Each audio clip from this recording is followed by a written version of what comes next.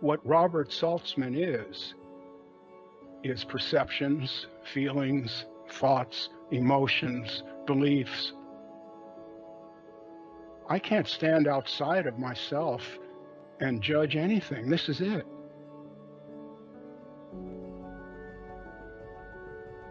What the caterpillar calls my death, the rest of the world calls a butterfly. Robert's experience is that Robert has to keep dying.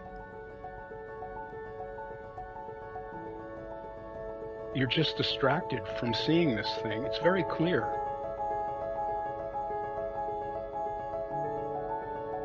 The story we tell ourselves is really buffed up. If I could see myself without that story, everything would really be okay. But it's just scary. Because you don't know what will happen when you awaken. You don't know. In my case, I lost my art career. It was gone. It went away. I'm not sorry it went away.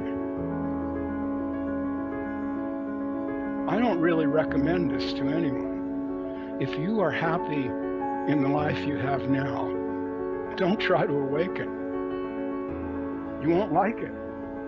It's only for people who really feel that something is not as it should be.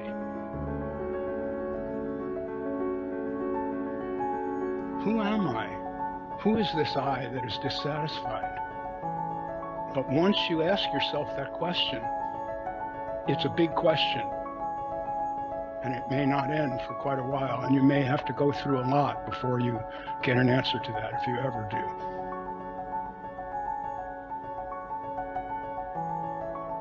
I can't make you awaken. I can manifest that, manifest it constantly. And then when you start asking me about it, I can tell you what it isn't. And then when you come to me claiming to be awake, which is what happens, I can tell you, no, you're not. This isn't it. You may think it's it. You may feel good. You may think you're better than the people around you, but that's not it. What can be known and how can it be known? That's what each human being needs to find out, assuming that that person wants to be what we're calling awake.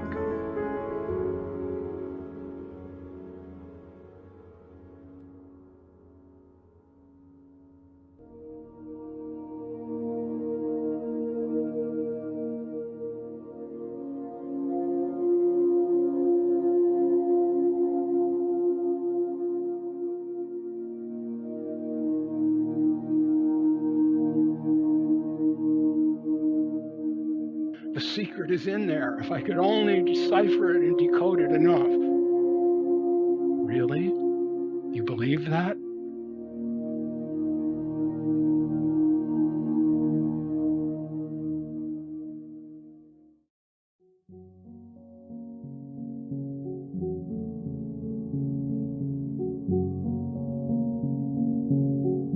I'm not criticizing the teachers.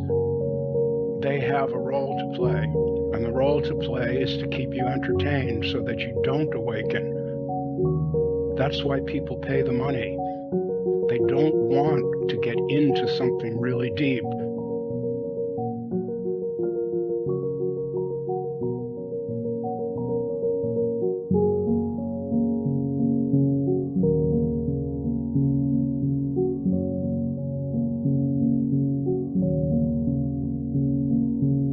People sitting on a stage describing how blissful it is to be awake. No, it isn't.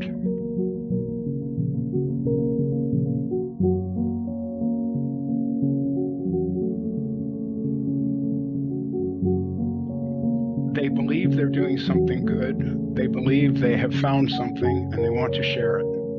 And they're lying, but they're making a living. And I understand that because it's quite painful actually to see things as they are. It's not such an easy matter. we actually don't know what any of this is. No one knows how any of this got here. None of it.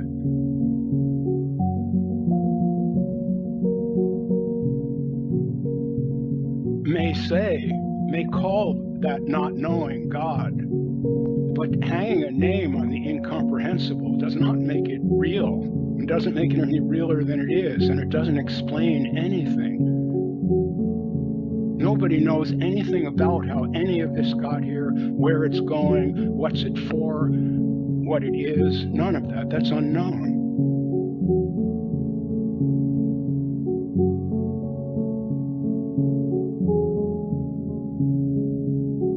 In the moment that one really understands human limitation and stops imagining that Ramana or whoever got it really knows, really knew, as soon as that fantasy, I call it, disappears, you are awake and you won't be going back to sleep anymore.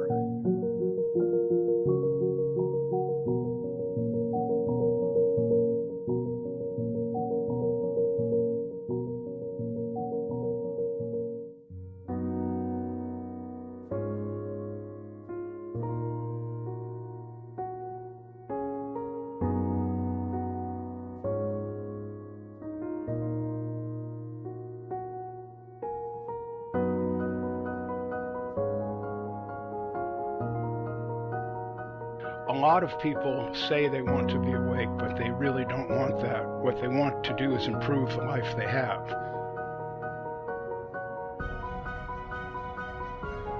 And there's nothing wrong with that.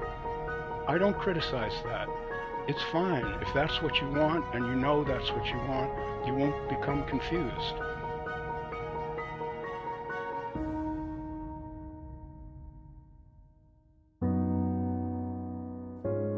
I only have one question. What's wrong with now? What's wrong with waking up right now?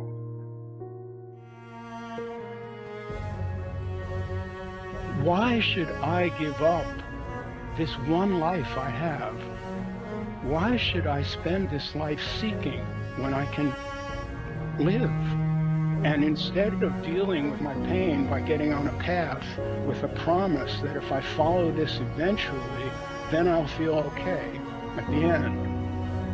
Maybe there's a way to feel okay about it right now. Maybe I've never even tried that. This is it. The next moment will be something else. It keeps changing, it keeps flowing. There isn't anything else. And yet I'm telling you that I have no questions and I'm satisfied.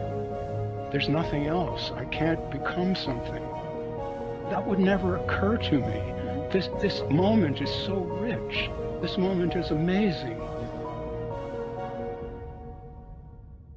It really is.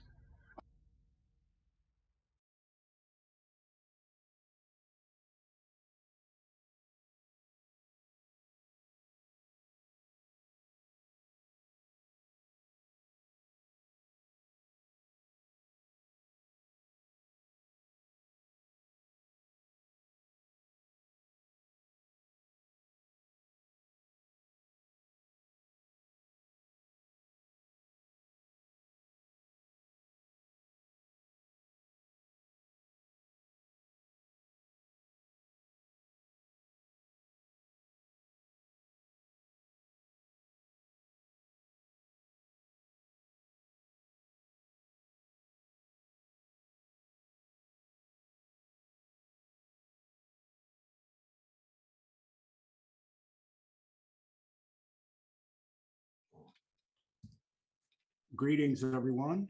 I am Robert Saltzman, author of The 10,000 Things and Depending on No Thing. And this is the first meeting in a series of 10 meetings to be held over the next 9 days, in which we will be discussing the material in my books and other related subjects. I'm here in my little upstairs studio with my good friend Ricardo Madrasso, who is, there's Ricardo, hi. Hey there. Ricardo is producing and also producing a high quality version of this that later will be broadcast on YouTube, etc. This meeting, this series of meetings had its genesis 2 years ago when we had an actual live gathering down here in Todos Santos. It was great. There were people from all over, many Europeans, Americans, Canadians, Mexicans, etc. We all came together for 10 days of conversations and fun. It was really great. And people asked me to repeat that, and we intended to do that this year, but then COVID intervened. And so this is the wiser course to do a virtual meeting instead. On the panel today, I'm pleased to introduce Judy Cohen, Elena Asensio, who is not here yet, but will be, I hope, Steve Williamson, Donna Joy Walker, and Torben Normark Hansen. Now, many will recognize Judy for her work on exposing the lighter side of non-duality on her Irreverent Mind website. So let's begin the conversation with Judy. Judy, you've said using personal experience as the barometer for understanding wildly point of view. I wonder if you would expand a bit on that idea, please. I'd be happy to. You did glitch out for a second there. Do you mind repeating it, Robert? Yes, you've said that using personal experience as the barometer for understanding gives a wildly skewed and inaccurate point of view. I wonder what you mean by that. Obviously, personal experience is all we have. What else is there? And this isn't a Judy Cohen point of view. This is physics, this is quantum physics, this is psychology, this is all kinds of things. The bottom line is that we as conscious functioning organisms are incapable of perceiving everything, knowing everything, taking everything in. It's too much.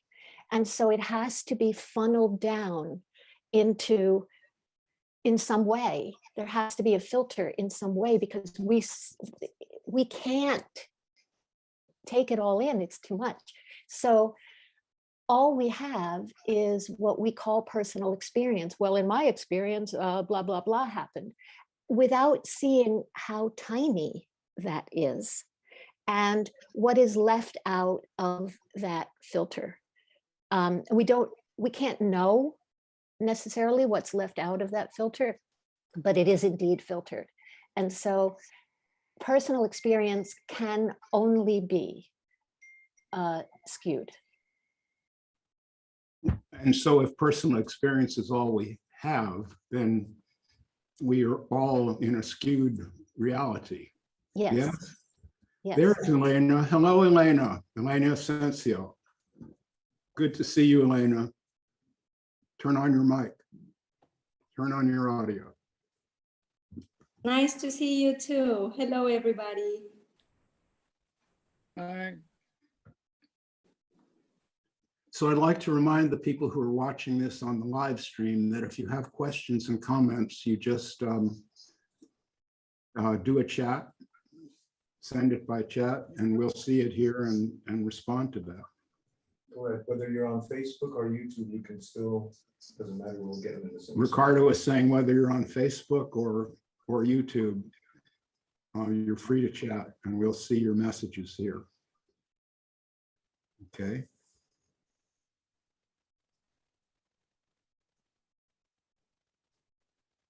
Well, Donna, let me ask you, what moved you to join this gathering? Well, first I want to say it's so nice to meet you this way and be part of this. And Judy, too, I have a lot of respect for your work, particularly since you both have psychology backgrounds. That's seemed to be very important to me over the years of my spiritual journey. So I just came across you, Robert, well, from the Bat Gap interview, which we won't go into, but I've been on this spiritual path for a very long time, like probably most people that are listening, starting at age 19. I got involved with transcendental meditation, and it seemed to be a gateway drug because I was down the rabbit hole at that point. And by the time I got to the Advaita work, which I got very involved in the 90s through Gangaji and Papaji and all the G's. And of course, the message was always to call off the search, but I didn't listen. I didn't call off the search. I just kept going. And so 45 years later, I am sensing that I'm getting closer to whatever that means, to call off the search and to just really be more comfortable with just what is, with just life, with and yeah, there's this small part of me that's like a dog with a bone that just won't give it up, even though there's no meat on it left. And I'm just curious what you all might have to say about this urge, to just feel like there's something more, just a little bit more, to know. And I can't say I've totally shaken it, but I'm getting closer. I mean, I've gotten rid of all my books. I don't spend that much time in deep meditation or hanging out with people that take it so seriously, which I've had many friends in the past where it's so obvious now that they are still so identified with their path and all the years they've put into it, that there's no way that they're going to loosen up in any way or change. It's just, it's too strong. So I guess my question is what is this that not everybody, but a lot of people just won't give up the search because they think there's just some more little thing around the corner? Where does that desire come from? Would you mind if I pipe in here, Robert? Again, if you have a preference for how we do this, just say the word. We're totally disorganized here, or unorganized, I should say. Okay. I would say that I don't think anybody drops the search because they've heard that that's what they're supposed to do. I don't think anybody reads Robert or UG or anybody else who says, what you are is already here, what you're seeking is already here, or it doesn't exist, or stop seeking, you're never going to find it that way. And anybody says, oh, okay. I don't think that happens. I think that sense of there's something more that you need to get, or one needs to get to, is accurate. And that's why it feels so strong. Because again, even if we just go back to what I said earlier about there being a filter, because we can't know everything, take everything in, experience everything, it's just simply not possible. Of course, there's something more. And I think also that we all feel in some way or another disconnected. These individual people, we feel disconnected from something. And people are running around trying to reconnect, even if all they're looking for is a love partner. There's this sense of needing to go back to the garden, to go back to the sense of what is not us, not these individual personalities and self. We can feel this isn't it. Judy isn't it. Donna isn't it. We can feel it. And it shows itself up a million ways. And sometimes it's anxiety and depression, and sometimes it's addiction. It's a million kinds of ways.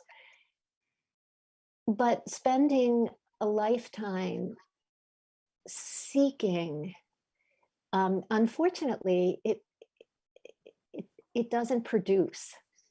It, you know, in the end, it doesn't pay off. This is one of those things that people get mad at me for, and you too, Robert, I know. It really doesn't yield the desired result. But you don't have a choice, because the sense of needing or missing or not having or is strong. And it's not to say that you don't ever connect. Of course, that it's not that you're shut out, but you can't make yourself stop seeking, I don't think. I could have played the guitar by now. Well, that's the one other thing I would say, and then I'll shut up, is that I wonder if it would feel quite the same if you really tried on, and you, I mean the general you, not you in particular, but if people actually tried on in a legit way, just out of consideration, even if they don't believe it. What if this really is it? And I could spend my whole life chasing and never get. If you knew you weren't going to get, what would happen? And it's possible that the seeking could just fall away that way, because what's the point? I don't know if that makes any sense. Well, it does. And I was reading some Krishnamurti the other day, and his statement that we basically, to be a light completely to oneself, and so I was thinking, well, all right, that sounds good. I want me some of that, but how do you do that? And he says it requires great attention and awareness.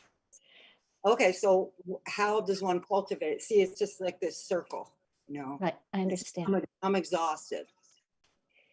So again, I deal with this kind of thing all day long, every day, and I don't want to, you know, take over the conversation. So I'm happy to continue, but the how question is never going to yield what you're wanting. And everybody runs to the, but how do I do that? You don't. You give up. Yeah, Judy, don't limit yourself. Feel free. Okay. It's good to have you here. Just let it go. Okay. Let it flow. You know, when you chase a how do I do that? How do I make this happen? First of all, you can see how important that's making you in this process. If some of this process is about, you know, I apologize for this language, but it means something to some people. If some of this process is about undoing the sense of self, then how successful are you going to be while you're looking at how do I do this? You don't do it. So the spending of time seeking out how is a hamster wheel. So we're back to giving up the search. Again, you can't do it on purpose, but you can just try on, what if it's never going to come? And then just see what happens after that. Just what if? Does that make any sense? Mm-hmm. Yeah. Thank you. Stephen, why don't you jump in here and tell us what attracted you to joining this gathering? Well, I think in my 20s, I went the classic route from psychedelics to having an Indian guru. And then for over a number of years, I had several gurus. And that culminated in organizing a month-long tour of UK for an American-born woman guru called Shanti Maya. And so I spent hours driving her in the car as my personal guru, talking. And at the end of that process, what I realized is her and probably all the gurus are just ordinary people. And they're nothing special. Whereas I used to put them on a pedestal and think they were holy people. So I gave up on the guru's track And then I found myself as the co-organizer of Non-Duality North, which would organize meetings for non-duality speakers like Tony Parsons and Jeff Foster. We had Rupert Spiro. And after a while, me and my partner, who was the co-organizer, we stopped attending our own meetings because we felt that these non-duality people didn't have anything to say to us. And so now, I think what attracted me to Robert's works is that I've now got to a point of not knowing, that I don't know anything. And that, strangely enough, feels okay. It feels authentic. I may not, life is not as exciting as going to India and following gurus and doing meditation and doing all this, but it seems more true to myself just to hold up my hands and say, I don't know anything, I just don't know anything. Mm-hmm. Yeah, I think that goes back to what Judy was saying. There's no, when someone advises you to give up the search, that's a little tricky. That's like a Jedi mind trick or something. Or maybe one of these Zen masters who tells you, show me the face you had before you were born. You really can't. And that's the idea. Something that will make you give up the search is when you really understand that there are things that are unknowable. Not just that you don't know them, but that nobody knows them. As you were saying, Stephen, we're all human here. I mean, after all, the problem with this whole guru thing that has plagued the human race for thousands of years, along with Christianity and Islam and all the rest of this bullshit, is that it makes us feel that there is someone who knows these secrets. And if we only bow down enough or kiss this cat's feet or whatever it takes, pay enough money, torture ourselves enough, whatever it is, we'll learn that too. And the thing that I've tried to do in my work is just say that I've had an awakening. I had it, and it's ordinary. The awakening is that you're here and you don't really know anything. You're not making this. You didn't produce yourself. You didn't produce anything that you see, hear, or feel. It's all just arising together. It's like a wave. It's like we're like particles in that wave. We can't know what this wave is about. All we can do is be part of it and experience it. And it's just ordinary life. It's just living. And my approach to discussing this is to take away all of these things, like astrology. I did a chapter on astrology, I guess you've read it, where I totally debunked it, because there are all these people in this world who really imagine that if they could find the right astrologer, have the key to see the highway. But astrology is just bullshit. It's been tested carefully. There's nothing in it, nothing. And this is true of all of these systems. There's nothing in them. They promise, but they can't deliver. This is what Judy was saying. They don't deliver. And when you find out this doesn't deliver, well, then here you are. Here you are. Here's Robert for all it's worth, you know? And the other side of it is mortality and impermanence. At a certain point in life, I'm an old guy now, I'm 76 years old. It's really helpful. You're not going to live forever. This is it. So if there's any beauty or joy to be extracted, you'll never be any younger. Extract it now. Don't wait to the end where you think there's going to be this wonderful payoff, because there won't be. Payoff at the end is you'll just go, that'll be the end. And I think if we really remember that I am mortal and every one of you is, you're all going to die, and so am I. When we have these conversations, they'll be much more honest. That's what I think about that. Yeah, I think for me, a sort of breakthrough came when I realized 100% that I can't work it out. There's no way I can work this thing out, find the answer. Well, there is no answer. There's only this. And that's what I know that's what the non-duality people say, there's only this. But I don't mean it that way. I mean, what I mean is we have this moment and we do our best in this moment to be present. And that's the best we can do. We're not going to figure out the path or the method. One, I say. You know what's so funny too? Not funny, haha, sadly.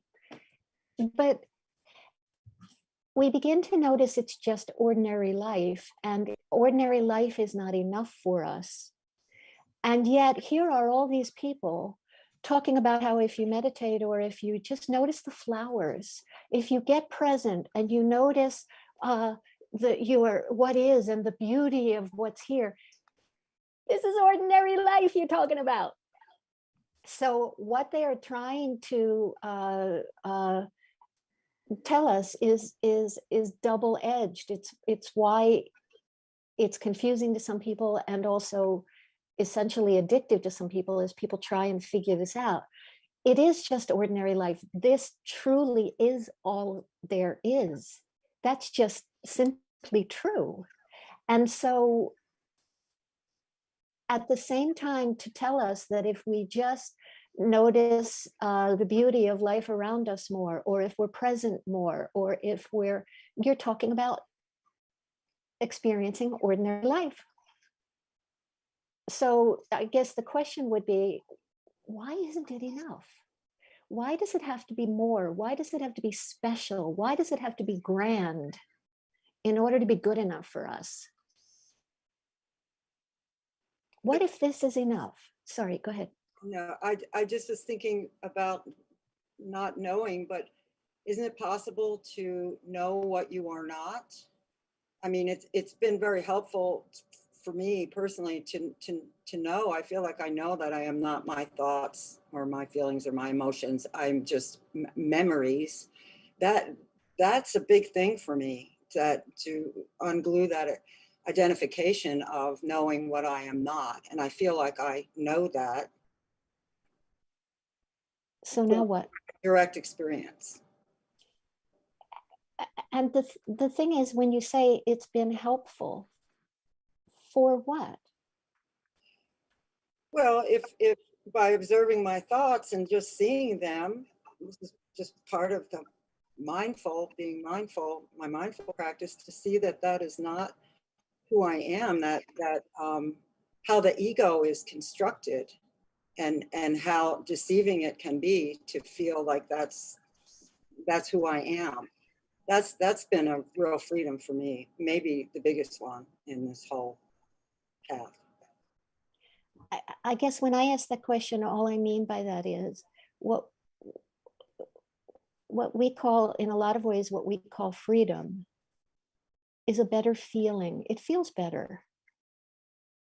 It feels better. And I'm not saying we shouldn't feel better. I'm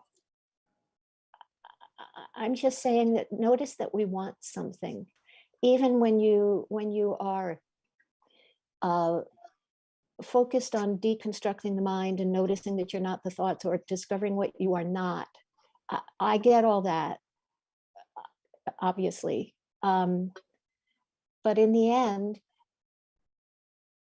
why isn't this as it is good enough? Because what if this is it and it's never been good enough for a lifetime? Right, good question. That's the question. And I want to address what you said, Donna. This thing about you can know what you aren't, that's kind of like a spiritual shibboleth. And I don't agree with it. I don't think you can know what you aren't. Do you know that you're not your body, which is often said? I don't know that. I don't know that I would be here if there were no body called Robert. I don't know that.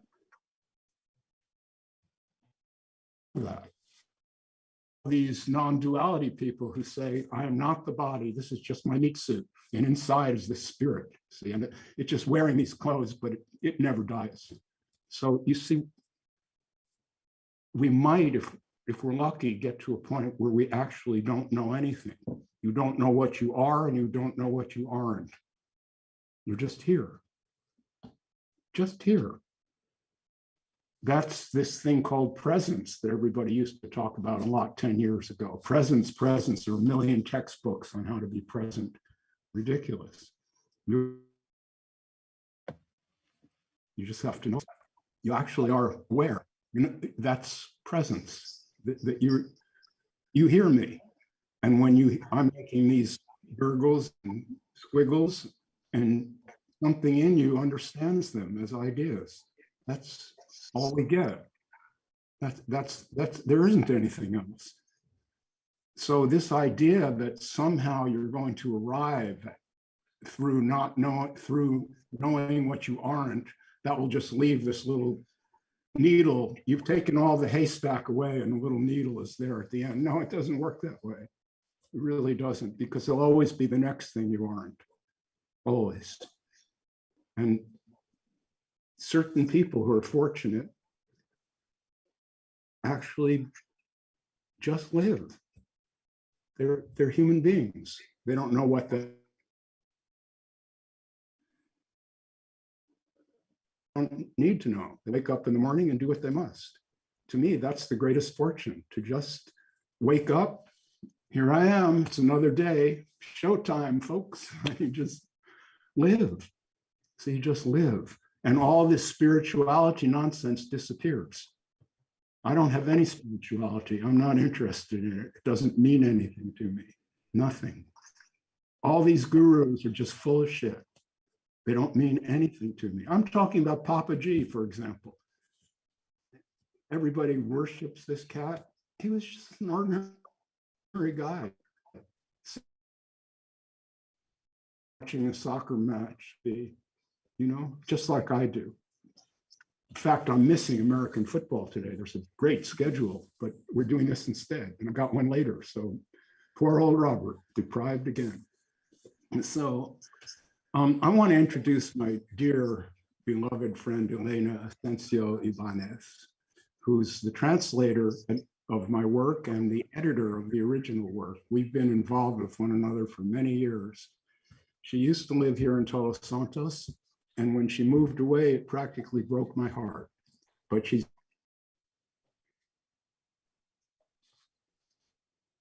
doing this now. Elena, I love you so much. It's great to see you.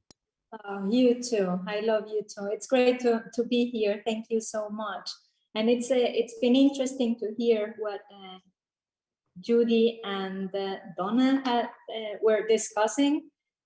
And I just want to share a little bit about my own experience with my search and all that. There was a time when I did feel very deeply that there was something lacking in my life.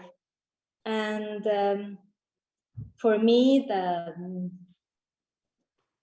the answer or the comfort came through meditation, actually. And not meditation in the sense of visualizing or trying to improve how I felt, nothing like that, but just an honest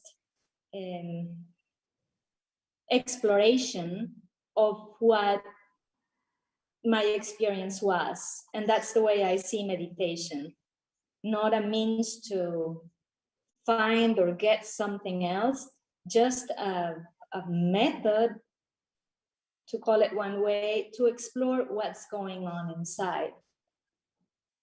And it helped me a lot, developing also concentration and just sitting down to actually know what was happening inside. Because Robert, you know this, I was raised a Catholic. So for many years, what I thought I was feeling, what I thought I was needing, was based upon what was put in my person, desires that didn't really belong to me, wishes, hopes. I wanted to be a saint, for example. Well, you are a saint. You've made it. Santa Elena.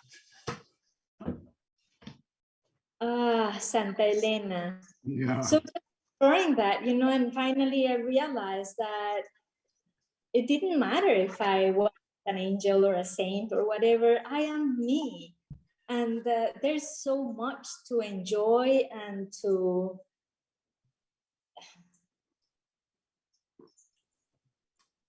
experience.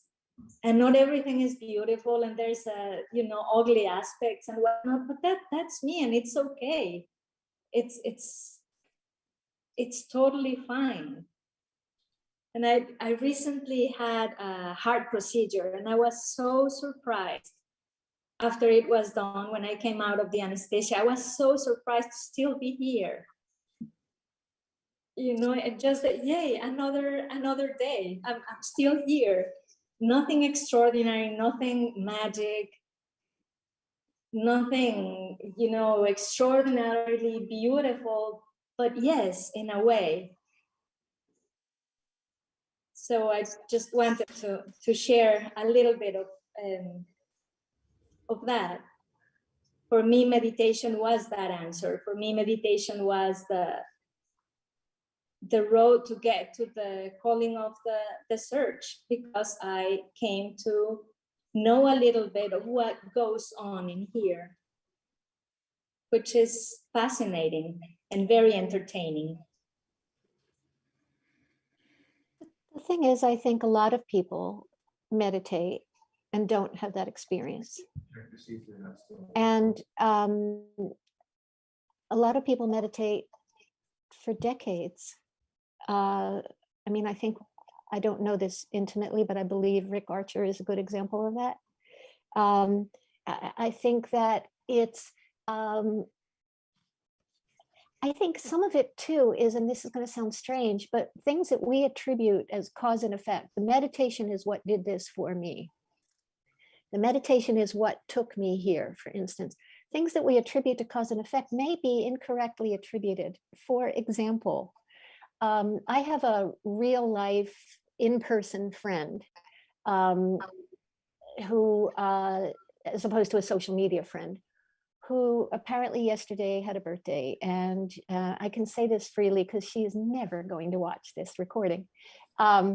And she posted yesterday on her birthday, things I have learned in my 36 years. And then it went on and on and on, giving advice about how to deal with health and how to deal with self-care. And it was ferociously long, exhausted reading all this. And my main thought as I was reading it is, honey, you're 36. When you're 68, you're not going to give a crap about any of that shit. And it wouldn't even be meditation that brought that on. It would simply be being alive for longer. So I'm not saying that it wasn't meditation for you, Elena. I'm saying who knows. And I do know that there are lots of people who really work hard at meditation who don't experience whatever it is they're looking for, or that sense of letting go. I don't think you can point to a cause. If you're lucky and you live long enough, I think that's all we get, really. So I'm seeing that there's some comments on the chat. I'd just like to acknowledge, thank you for all those comments. Most of them are not questions, they're just approval and appreciation. Carson Boyd, you said, Robert, you seem to be cutting out. Perhaps there's something you could do. And someone else, Jam, said he switched over from Facebook to YouTube live stream, and it's better on YouTube. So you might want to do that, Carson. There's the link for it. We do have a couple of questions that I spotted on the live stream. I don't know if you Oh, yes? read them to you. Yeah, go ahead and read it to me because I don't see it. Okay, well, from Richard Wheaton, and he asks, how do you reorientate after losing all metaphysical beliefs and the purpose of seeking? Oh. What choice do you have? Oh, were you able to hear that? Yes. Oh, that's great, because the microphone that we're using is a kind of a distance from Ricardo, but it picked up. How do you reorient? Well, there isn't really a you to reorient. There's only what you experience, and that is not under your control. So experience, Oh dear. experiencer. This is a false dichotomy. There's only experience. What we call myself is that experience. That's what myself is. It's a series of thoughts, feelings, emotions, understandings, fears, desires, and all of it. That is me. So it's not a question of getting reoriented as much as just relaxing and understanding that you're fucked, that you're going to die, and you can't get anywhere if you're.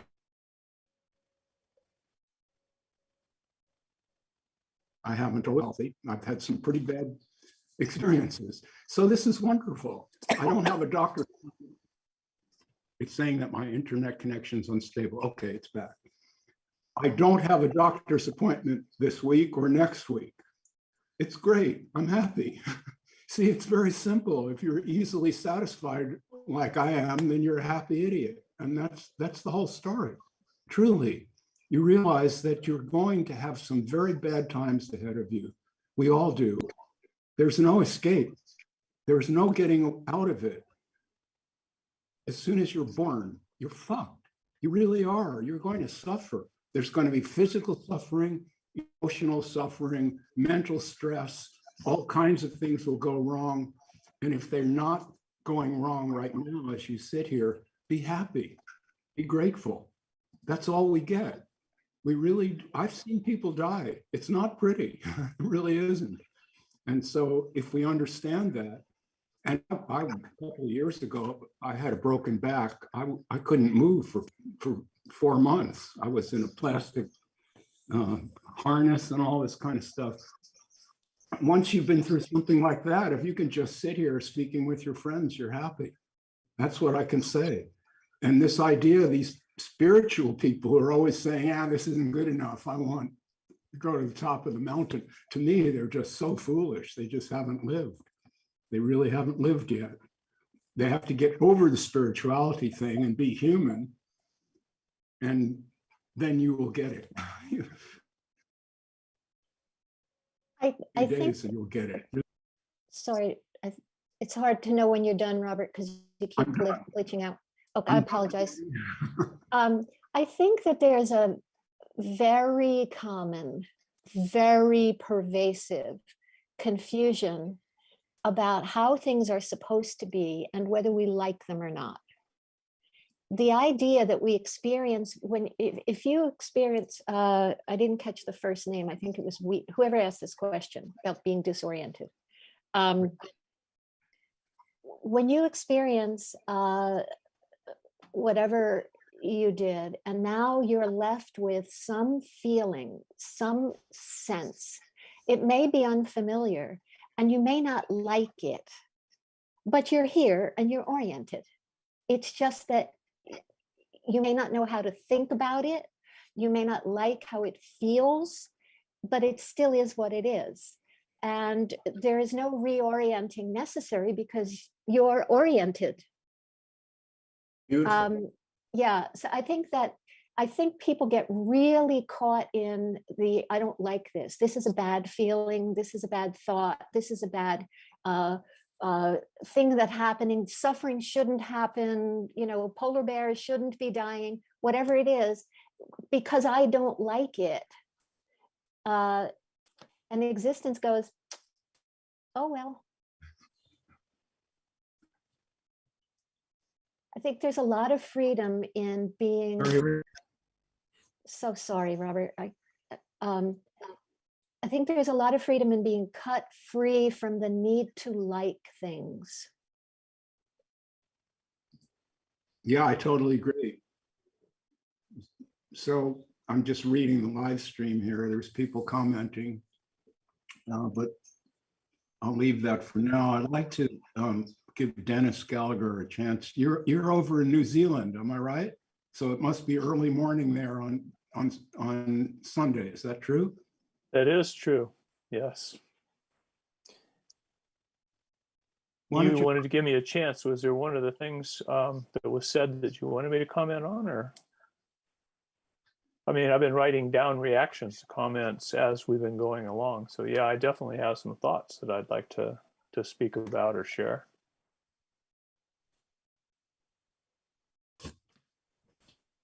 That's different. Why don't you go for it, Dennis? Because Yeah. Robert's having trouble, I think, staying connected. Yeah, So just go for it. I'm having trouble here. So one of the things we're talking about is giving up the idea of achieving something more, that it's an ephemeral promise out in the future and we're all drawn towards it. We follow gurus and do meditations and whatever it is that we do. I think that there's a huge amount of truth that a lot of what's presented as being out there in the future that we can attain is all just horse feathers. But having said that, I still find that my life and my subjective experience change because of the experiences hitting me and my reactions to them. The things that I choose to do. For instance, if I choose to get interested in something, like say a sport, and I start to play it, well, the neurons that fire together begin to wire together, and the neural nets in my mind get denser to support the activity that I'm doing. And what was a very awkward racket swing suddenly looks a lot more coordinated. And it's the same thing with whatever it is I'm interested in. Meditation after 6 months isn't the same as meditation 2 days in. And so in these ways, what we choose to do and what the world does to us changes our subjective experience.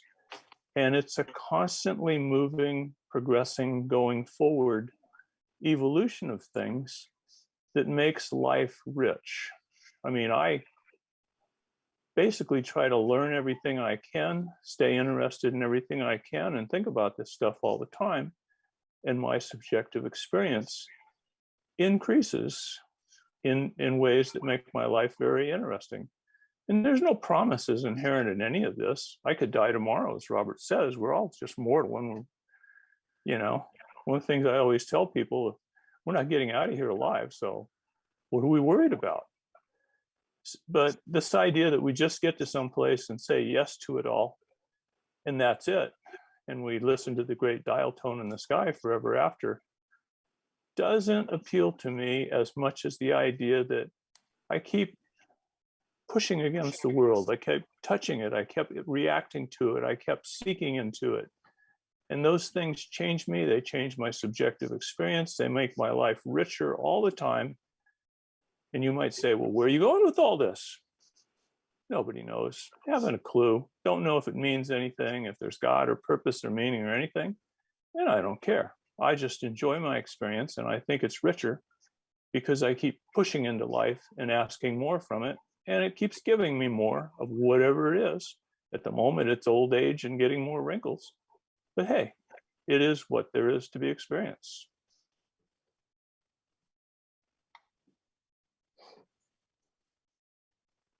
This is the part where I stop talking and somebody else talks.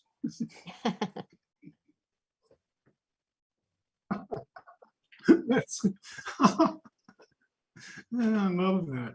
Well, so I'll say something, and no, Torben, I see that you'd like to speak. Go for it.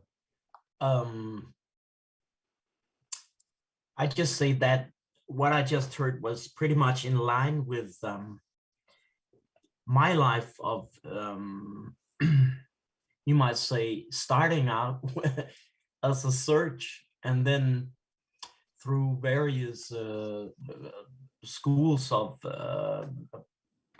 TM and yoga and esoteric searches and studies, etc., ending up at this seeking to land in this moment, that has meant something for me in order to reach at where I just heard, living a life joyfully present, curious and creative, and just not giving a fuck about what is the orientation 10 years ahead, but just what is my orientation for today, what might be my next, or even these minutes. This conversation really compresses the whole thing, and it's a fantastic example of when I get a chance to just listen to others and feel inside myself, okay,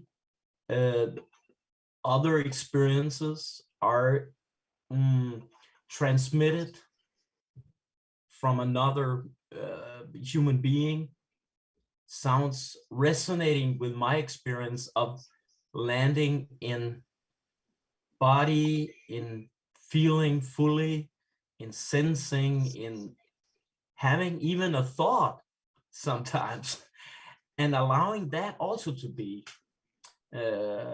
analyzing, and yet letting that whole curtain drop and just be here. And that's really nice. So I'm happy to be here listening, and I'd be happy to share whatever might come, but this is the next orientation that this group will take. I don't know. Somebody taking, another I must say minute of our time to express themselves. That's enough. Well, so Dennis, I wanted to respond to something that you said, and that is, I'm not too sure whether there's really any choice. That's a deep question. And it's not something that I assume. You seem to assume that you've made these choices resulted in a rich. I don't know how you separate the chooser from experience. I don't, when I look within myself, I don't find that. And I have done. I mean, previously in my life, there was a time when I imagined that I was responsible for everything. And if I didn't do it, it wasn't going to get done. And now that seems to be flipped entirely on its head, and everything is being done, including Robert. And I don't really seem to have any choice. So I wonder what you make of that, Dennis. So let's say that we can never know if God exists or not, if free will exists or not, if it's duality or non-duality. Let's say that we are never going to get the answers to any of those questions. We're absolutely stonewalled.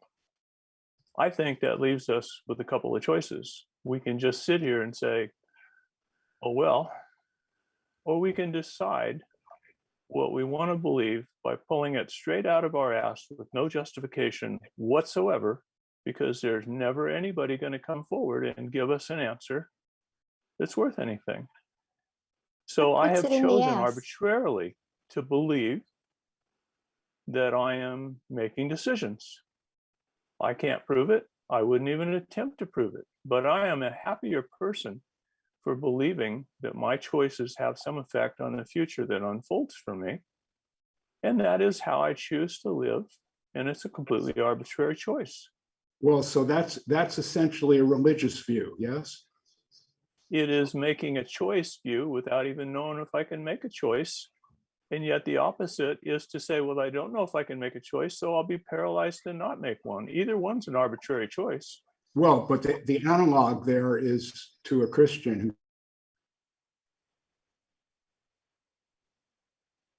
who live my life as if there is. You kind of think. Yeah. I think could you repeat that? We missed part of what you said.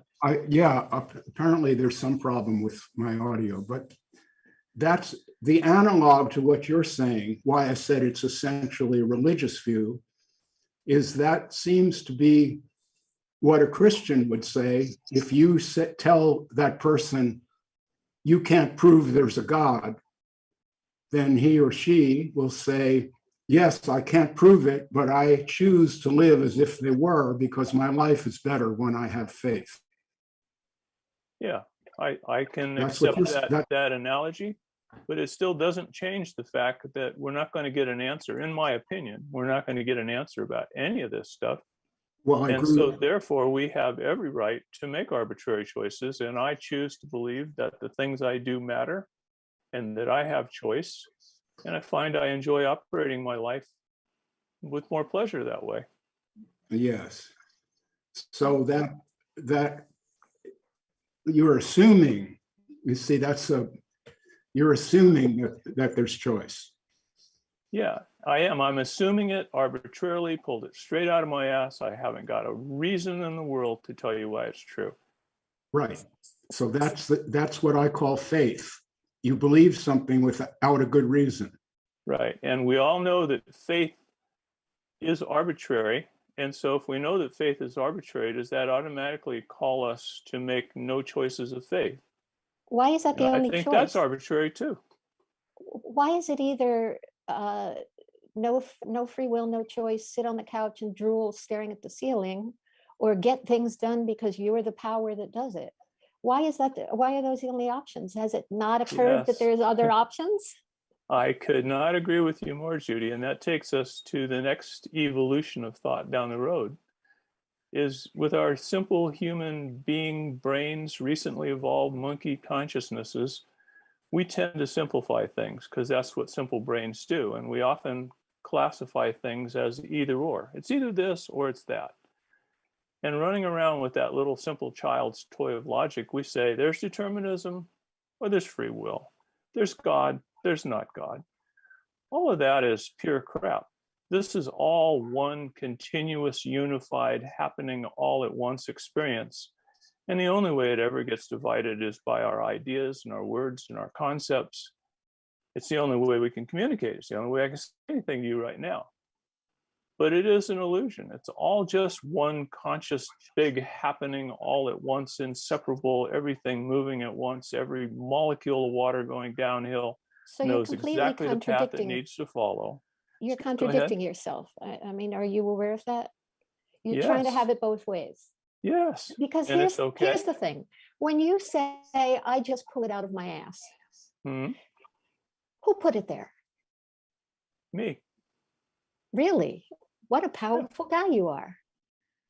What is my other choice except to sit here with the great dial What if tone it's just not going up to off? you? What if it's not a matter of choice at all?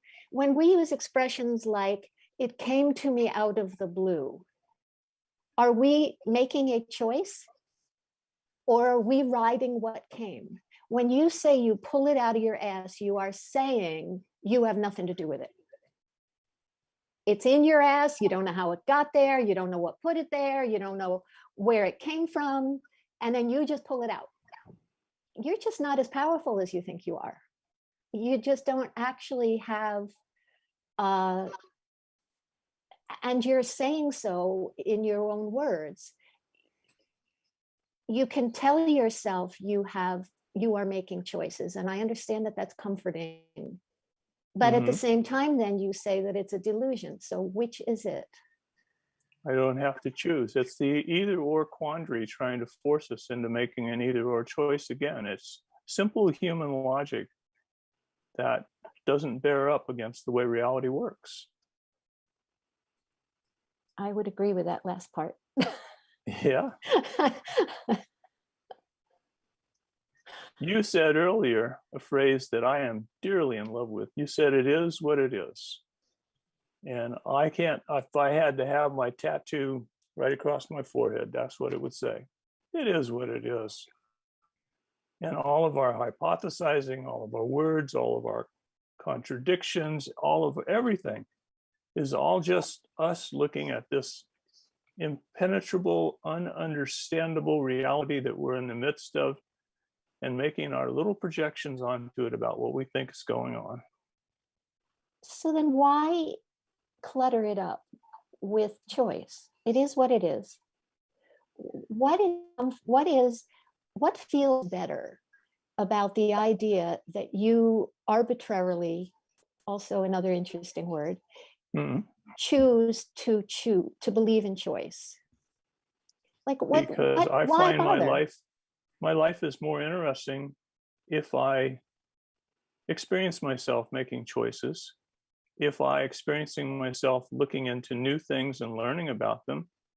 I mean, the alternative is that I choose to not do that, or maybe not make any choice at all, which Or I you call the look big into dial things tone. without thinking you chose it.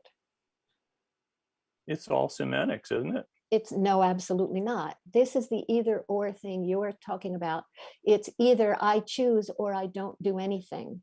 And I'm saying you might still do things without your being the chooser. I don't disagree with that. I couldn't possibly disagree with that, and I couldn't disprove it either. So I just am choosing how to describe what I'm doing or what I experience myself doing. And even those words are arbitrary.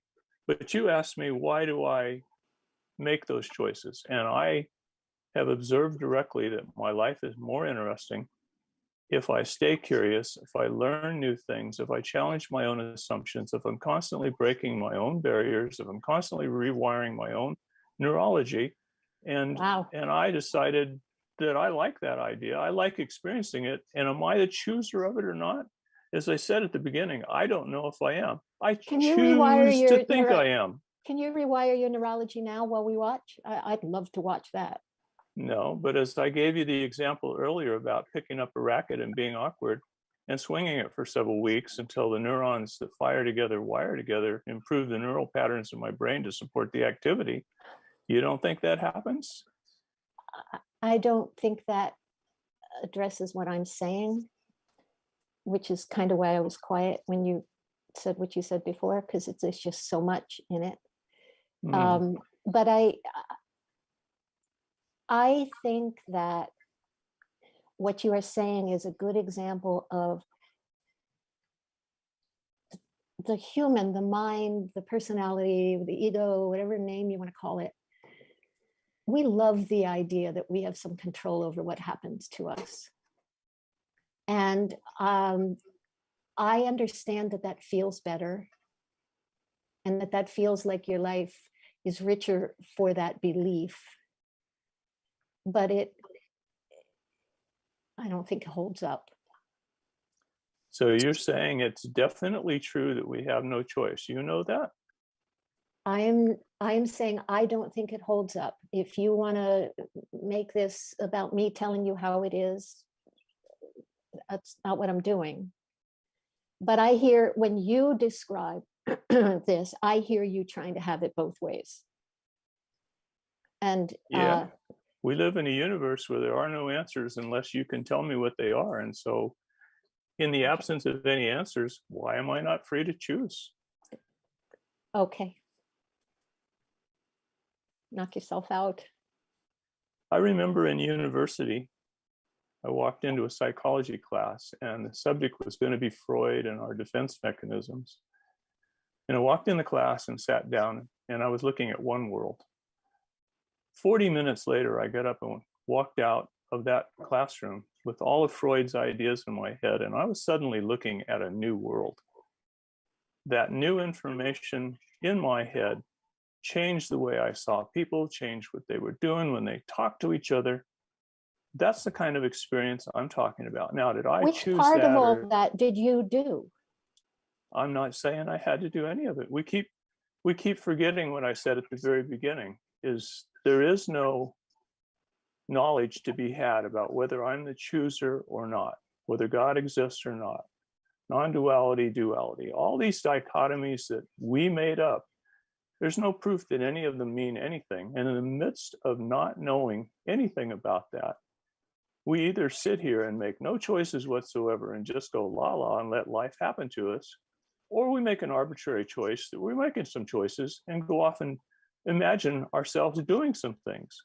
I mean, these words I'm using to say these things are themselves arbitrary. I don't know what's happening, but this is how I see it.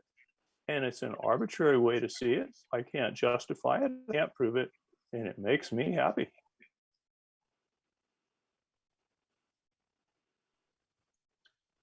So the example of class was one. The world changed for me the day I heard Freud's theories. The world changes for me every time I pick up a book. Did I choose to buy that book? Well, I could just get completely paralyzed over whether I chose to buy the book and get really paranoid about thinking I might imagine that I could choose to buy the book when I couldn't really imagine to choose to buy the book, and go around and chase my circle, chase my tail, and go around and round about all that. I'm not interested in that. I'm going to think I bought that book because I wanted to. I'm going to read that book, and I am going to experience that it's changing my subjective reality, and I'm going to be happier having had the experience.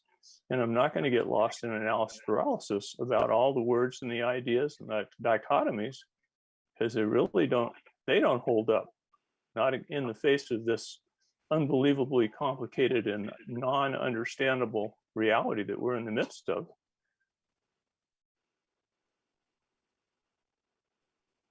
May I put a comment on?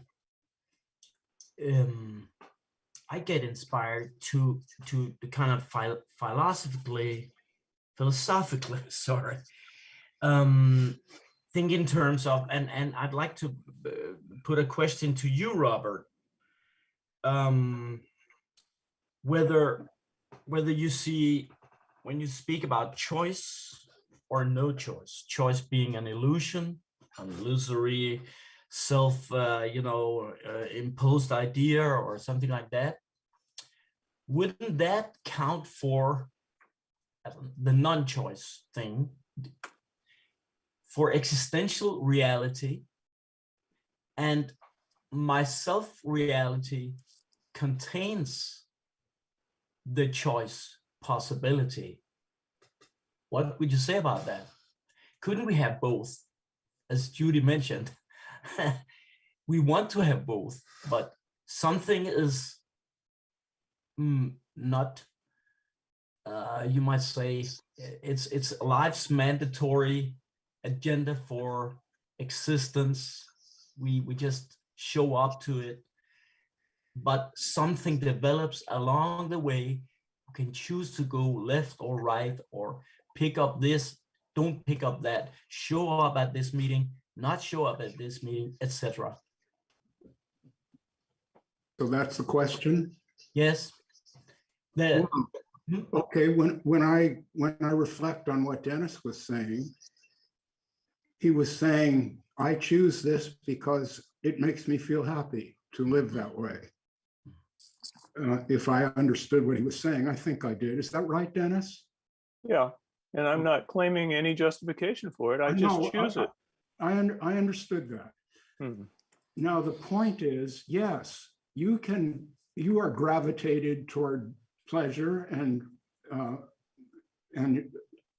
driven away from aversions and fears.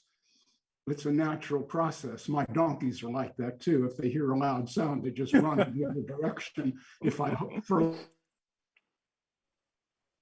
eat that, it's normal. We're mammals, and we have our survival instincts and all the rest of it. We're gravitated towards what pleases us, and we try to avoid what displeases us or what we're afraid of. That's natural. But I can't call that choice, because I don't choose my aversions and attractions. They just come upon me like fate. I was born into a certain family, certain body DNA, certain capabilities that I have, others that I lack, that other people have.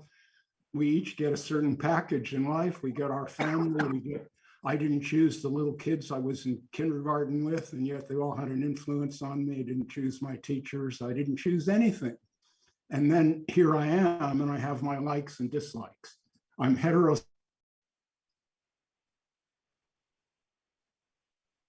Pretty girl go by, I notice it. If I see some handsome guy go by, no big deal, that is not a choice. So the question that I would have for anybody who's into the free will thing is, when did you choose what to like and dislike?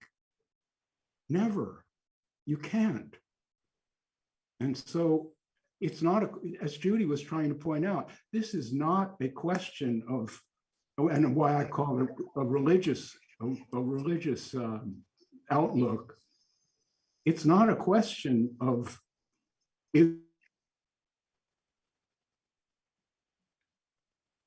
there's an experience choosing, undoubtedly. If I hold out a chocolate ice cream cone and a vanilla and I say, take your pick, you will choose one. But on what basis do you choose it? Well, you like vanilla, so you take the vanilla one. I don't call that a choice. I call that acting out your likes and dislikes, which you never chose. So that's how I analyze this. I don't know if that makes sense to you, Torben. Oh, it does. It does. So my experience, and I have about 30 years now of having this experience constantly. It never goes. What I must. I say what I must. I feel what I must. If something arises, I deal with it as best I can.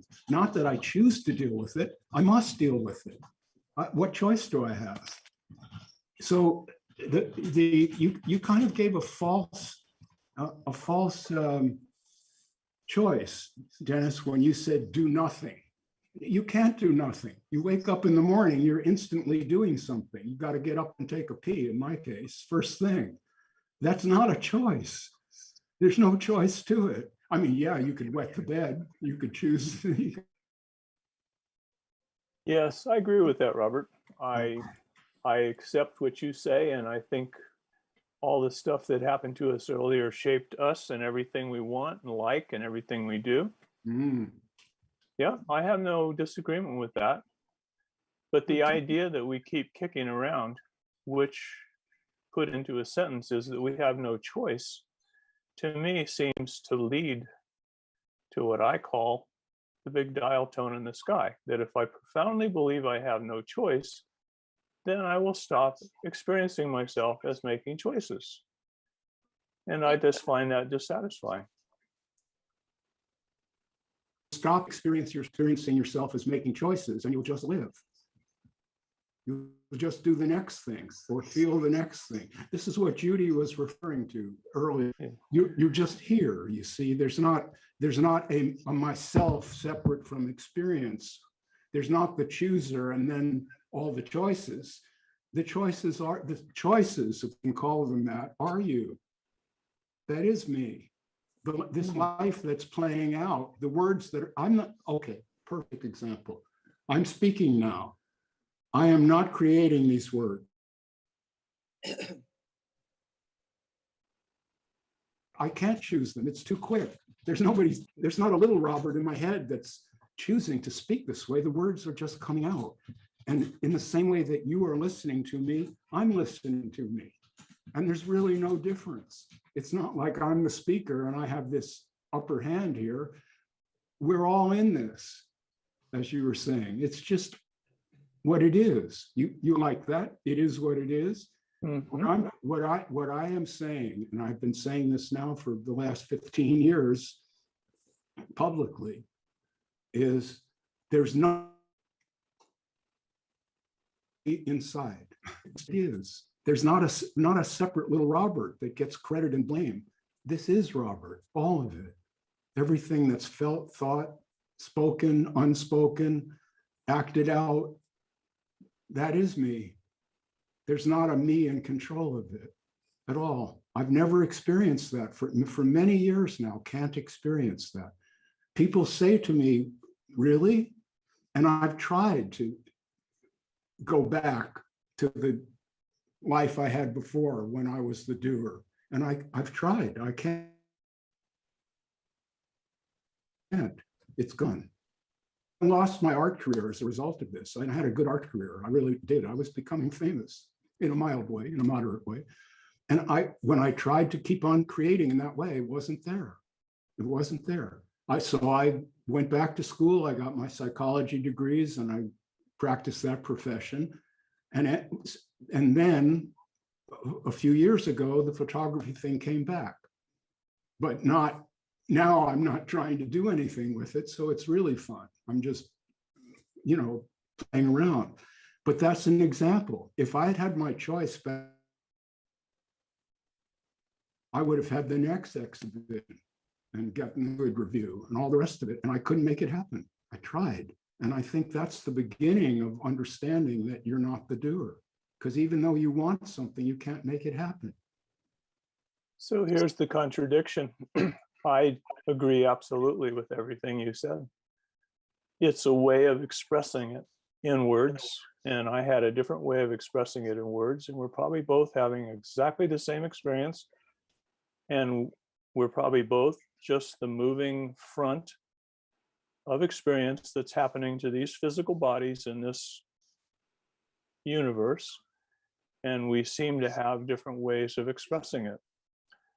I personally don't find a feeling of liking for the idea of imagining I have no choice.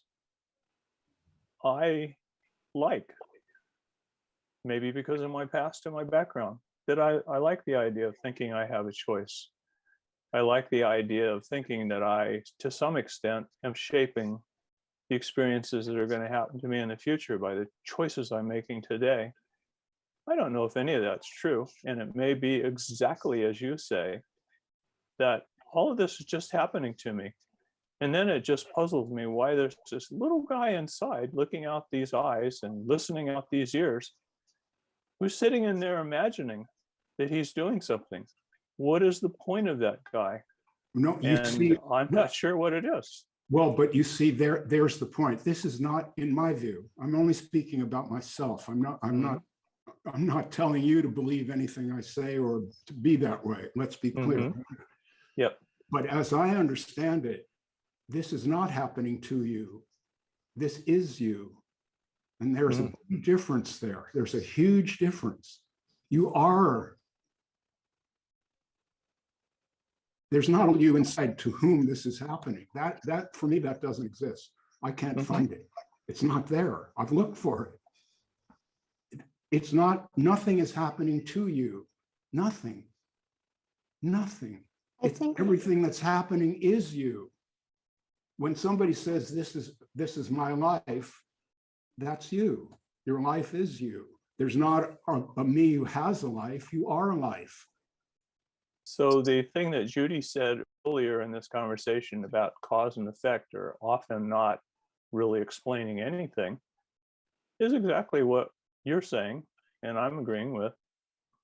This is all just happening in the immediate, and our ideas of cause and effect, our idea of duality and non-duality, our idea of choice and non-choice, these are all just our projections upon what's happening. And to put it in your terms, even these projections are simply what's happening.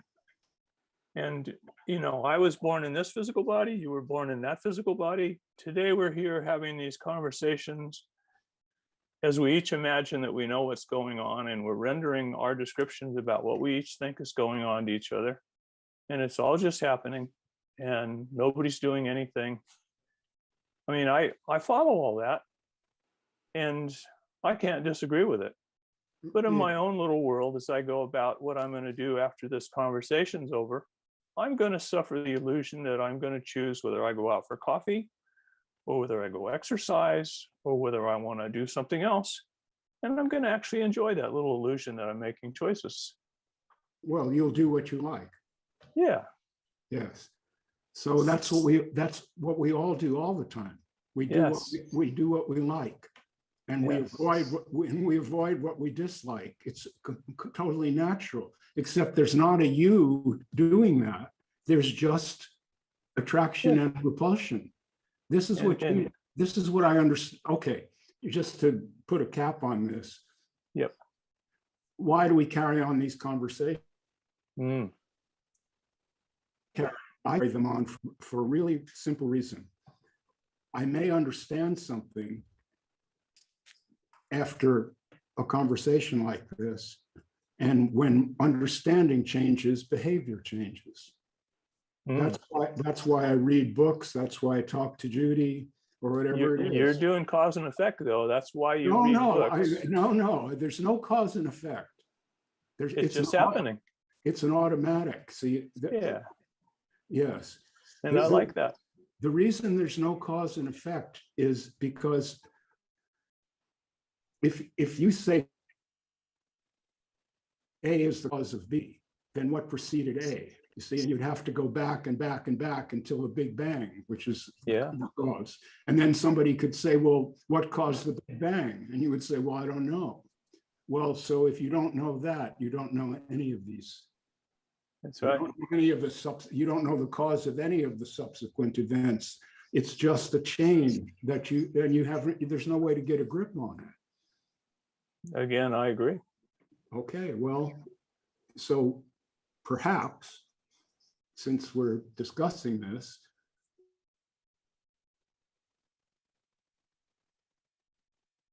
doing something, you might say to yourself, maybe Judy was right. Maybe it's not just one way or the other. Maybe this is all here. See, and I'm sure that will happen any minute now. I do agree with that. You know, these conversations are all about us. If they're about anything, I mean, if they're just not happening, but if they're about anything, all of us are kind of seeking somehow to extend our understanding. As you said, you might think about something later and learn something from it. I'm interested in that. I'm interested in the going forward. But one of the things about these conversations too is there's an enormous number of people in the world who are a lot more confused about things than we are as they follow gurus around and yada, yada, yada, as was talked about earlier in this meeting. And the insights that we get clear about expressing here can very definitely be useful for people who are more confused than we are at this point in their life. And I think that has great value. Well, yeah, that's my experience. I wrote a book back in 2017. I've got it. Thank you. And many people, I get messages all the whatever, this is my book, one guy said, I like that. And so that book is influential in getting people to stop chasing their tail and say, gee, I really don't know. I don't know anything. So there's value. I think there's value in that beyond just entertainment. See, I do too. I practiced psychotherapy for 20 years. I think that's the kind of thing that Judy does now. I'm not sure, but I think so.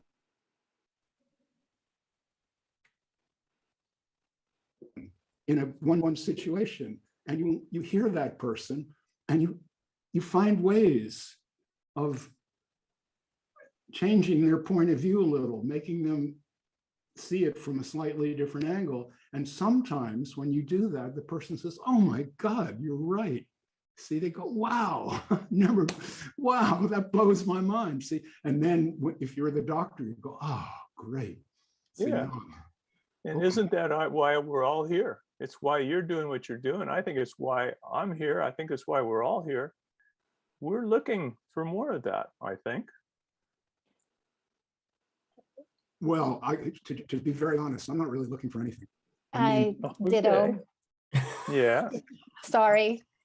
Can I come back, Robert, to something that you said? Because I think that I think it's a key for a lot of understanding, and I think that it's often missed, which is the concept, because of course that's all it is and that's all we've got here, that I am the experience, not the experiencer. I am the feeling, I am the thought, I am not the one thinking, I am not the one it is happening to, I am not the one who even has the like and dislike, I am the like. And I think that if that's played with and followed through, I am the colors, that are happening on my screen. I'm using the expression my screen because this is so built into everything we do. It's almost impossible to have a conversation without it. But if I am color and I am sound and I am sensation and I am feeling and I am thought, and I'm not the one it's happening to, that sense of self becomes much more wispy. It's not solid and it's changeable. And it's, for a lot of people, I think, that are trying to understand all that spiritual gobbledygook out there, I think that playing with this is illuminating. Because it just playing with the idea that I am this thought, as opposed to I am the one who's thinking this thought, or I am the one this thought is occurring to, or even that there's an inside somewhere. It immediately dissipates a sense of solidity of me. It dissipates. And that's a whole different experience. Yes, I agree with that entirely. This is what I learned. This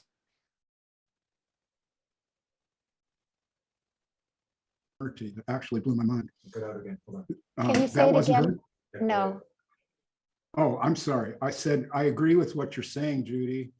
And I first heard this idea from Jiddu Krishnamurti, where he said that the thinker is the thought. And you see that's an amazing shift. If you really let that work on you for a while, myself kind of vaporizes. Yes. There is no more myself. There's only what is, you see. And this is a lot of people who are seeking, this is what they're seeking. And so, there may not be a how-to or a method, but it can be fun to play with this and just see what happens, if anything. Well, we've said a lot here, and I think we've arrived at the kernel of something that has importance. And we have a good panel here of good minds. So I'd like to go around the circle here and get comments here, because I feel like I've spoken a lot. How about we begin with you? With who? Chit chat. I say, Donna, what do you make of this latest round of chit chat? Well, it's interesting. I wrote down another quote yesterday by Krishnamurti, and since he's not here to ask what he meant by this, I found it significant. He said, "There is no choice in love." And he also uses the words choicelessly aware. And so I made a note of it because it could go all over the place, but I was curious what other people might think of him saying there is no choice in love. I mean, yes, maybe you could say love is all there is and we have no choice. No, I would never say that. I would never say love is all there is. No. That's so small. It would be so small if love is all there is. What a small little life.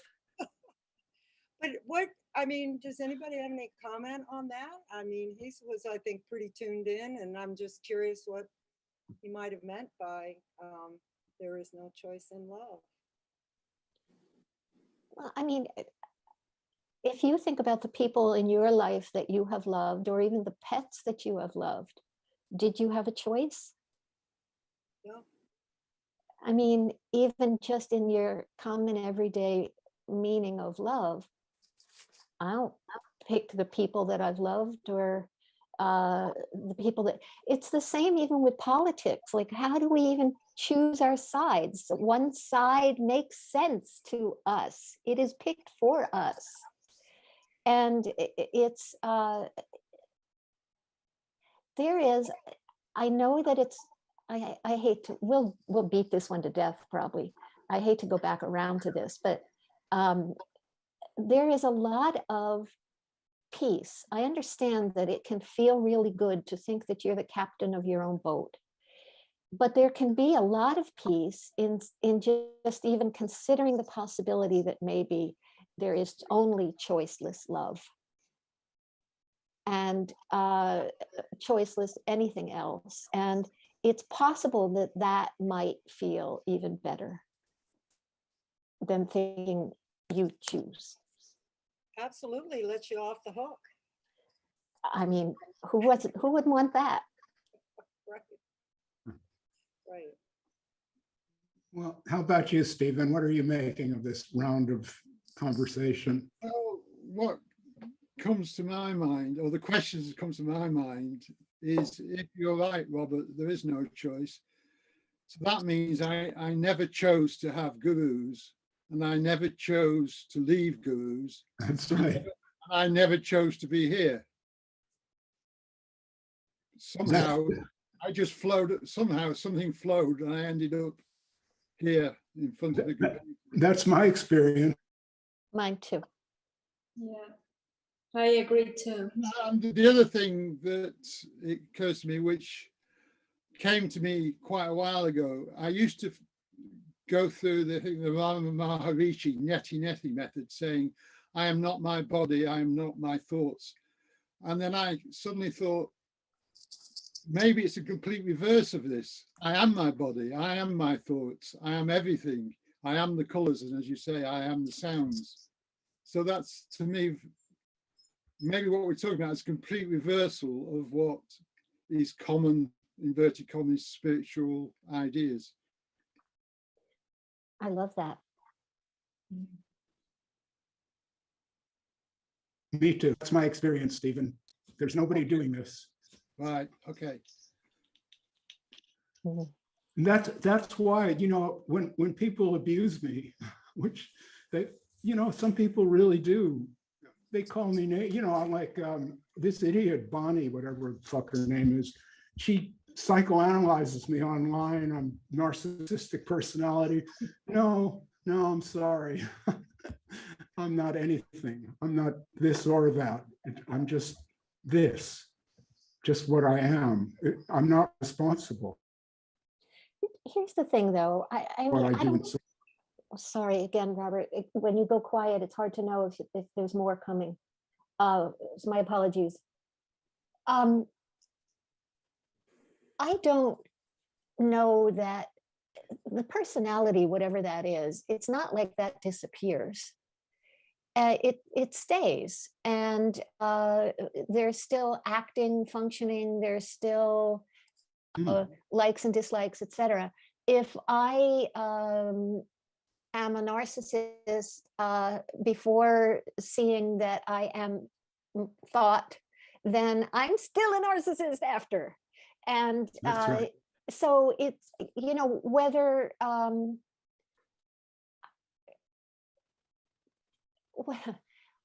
people have opinions about who I am or not, first of all, they could be right. I'm not saying they're not right. There's certainly, I can be as crabby, argumentative, ferociously cutting down as the next guy. So I don't even know that it's necessary to defend against somebody's point of view of who I am. Most of the time I can find it that they're right in some contexts. But it's certainly not all I am, whatever that is. And so sometimes I'm anger, and sometimes I'm nastiness, and sometimes I'm humor, and sometimes I'm boredom, and sometimes I'm just hungry. I think that there's just no need to create a narrative that we like about ourselves. I don't need to be seen as a wonderful person. There are lots of people that do not see me as a wonderful person. Fine. And in certain contexts, I can totally see where they're correct. So, I can be all of it. I think we can all be all of it. And it just, after I did the Bat Gap interview, there was a period of time where people were a certain number of people were very angrily discussing how much I don't understand. And how wrong I am about just about everything. And I followed all of this with some amusement. There was a lot of anger about it. It's not just that there was conversation about what it is that I don't know. It was that they were pissed. It's the same kind of pissed that some of us experience, and I can be one sometimes, when we think about Jeff Foster. You can because there's a sense of, wait a minute. It's just irritating. And the shock of the sense of wrongness can be angry making. But I don't know that I don't feel a need for all those people out there in that contingent of people who, the traditional spiritualists and a bunch of others. I don't need them to think of me well. It just doesn't, fine, they're entitled to their thoughts, even if those thoughts are about me. So all of that is to say, I don't know what's right or what isn't right about you, Robert, and whether Bonnie, has some in on who you are as a person or not.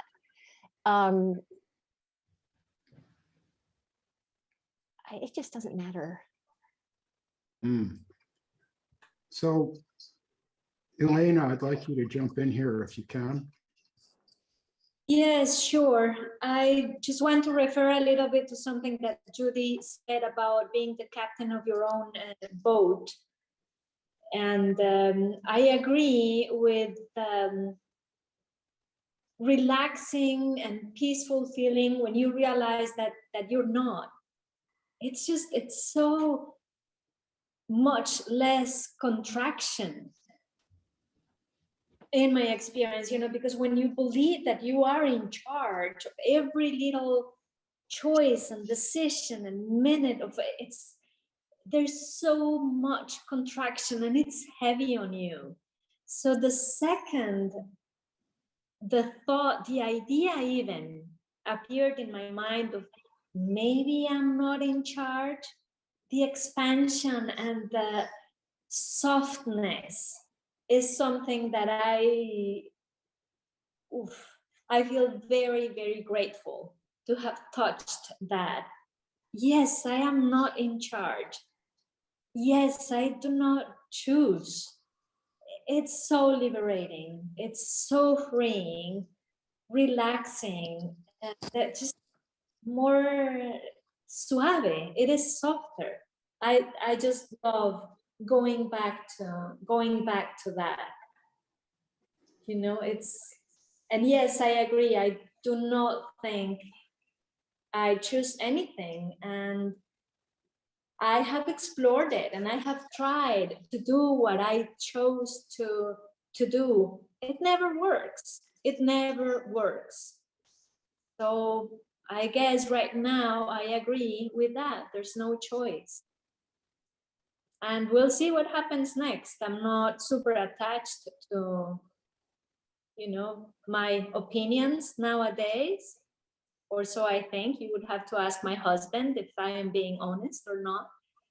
But, just open to whatever happens. And just to address briefly the question why I am here and participating in this, I just enjoy so much listening to other people's ideas, thoughts, and what they have been contemplating. It's not necessarily that I am searching for a new answer to anything. I just love hearing what people have to say. It's been wonderful.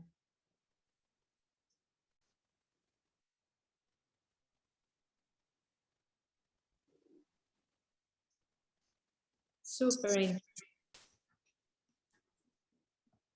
Yeah, these conversations are many things, but they're never boring. That's not true, I guess, is it? They can be boring, but but this one isn't. So yeah.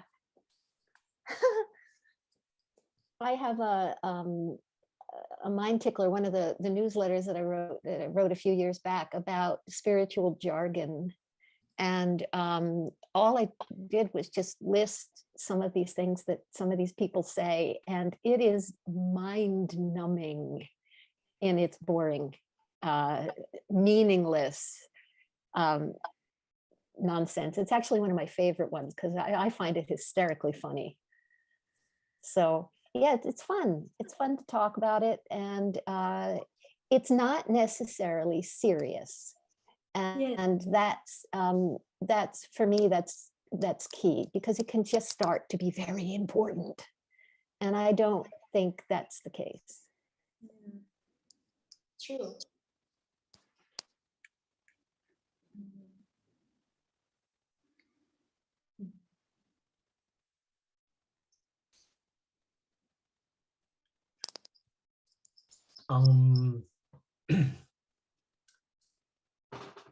A thought just came to my mind about eventually, when we have been talking about this of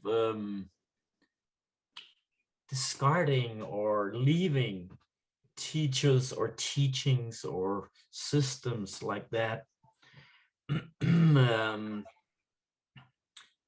I'm quite new with your writings, Robert, but I've followed you for some years on the internet and on Facebook. But I was interested in if you'd share a little about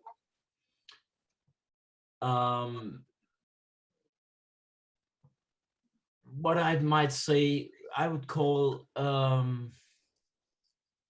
for you good meetings with teachers, or good, no, that's such a funny thing, because a disappointing meeting might end up feeling good, being felt good, but if you just share a little about encounters with so-called teachers of yours, if there were any, or your teaching process, whether it went aha, or whether it went, what, that's bollocks, that's simply shit, I don't buy it. Would you share a little about that? Yeah, sure. You know, I came of age in the 1960s, and a lot of my friends were running off to India, late 60s, early 70s, to find their guru or whatever. And I just never had any interest in that. I was playing bass in a rock band. I liked sex, drugs, and all that stuff. I was not what you call a spiritual person in anything. And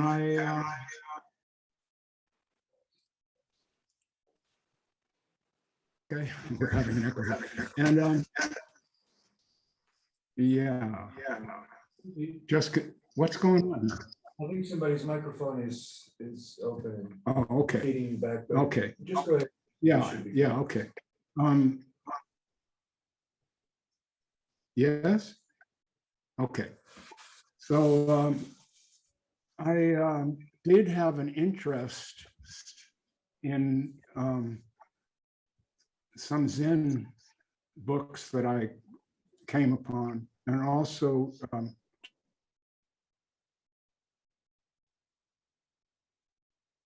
so I started getting involved in that, but not the feeling that I had to have some spiritual teacher. I wasn't looking for that. I never really have. Well, back in the early 80s, I had my photography career going pretty good. And I had a show of photographs, and at the opening, a woman came up and started discussing my work and told me how much she liked it, and said, you know, there's this other really great photographer living just down the road.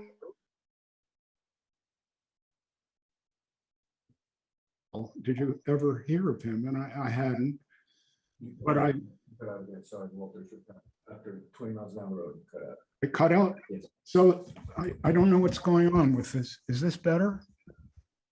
Well, Yeah, it's the bandwidth issue. I think it's a band. Okay. It's not your message. Yeah, the sound is okay. It's just that you just cut out for periods of time. okay. Well, maybe I should refrain from this for now, and I'll go back to it, Tarbin, if that's okay. When the audio is better, I'll remember your question and jump back in. Meanwhile, the rest of you carry on, please. That's fine. I have a question from the chat. Okay. From Frank Ludvigsen, the chat. He is asking the following. Question. I think our modern cultures creates a lot of self-doubts in us, feelings of not being good enough, and the idea of awakening seems to promise an end to the self-doubt, so seeking becomes understandable. But isn't this just ordinary psychology? We want to feel better. Yeah. We want to feel better, of course. I mean, it's just natural to want to be happy. If you ask anybody, what do you want? They will say, I want to feel good. I want to be happy. I want to be healthy.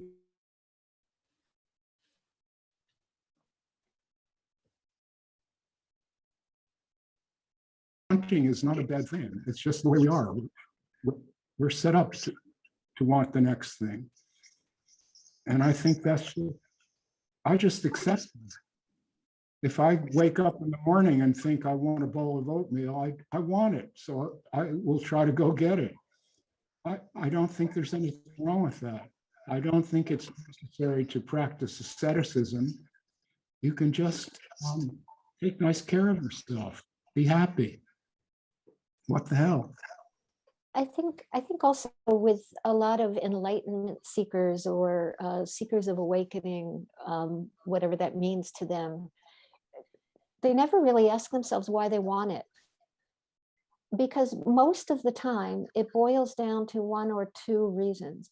The main one is that they hurt and they don't want to. And they think that if they are enlightened, or they achieve this state, or they reach that level, whatever the word is, whatever the wording is that works for them, that then they will be blissful all the time. They will be calm all the time. They won't mind what happens.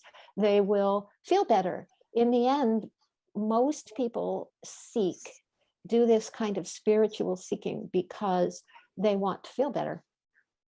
And I think that there's a certain number of people that don't experience that they feel fine, but there's a sense that they're missing something, that there's something wonderful out there that they're not privy to, and that creates a bad feeling, that sense of missing out, of not getting what this wonderful thing that they could have if only.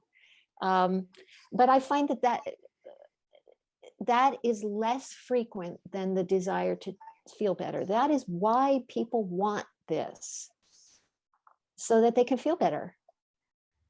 Well, also, I think from my experience of some of the non-duality meetings, that the speaker will say there's nothing to get, but I get the sense that the audience still want to get something.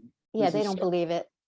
They think the speaker's on the inside, they're outside, and that through listening to the speaker, they will get inside somehow, but they have no idea what inside is.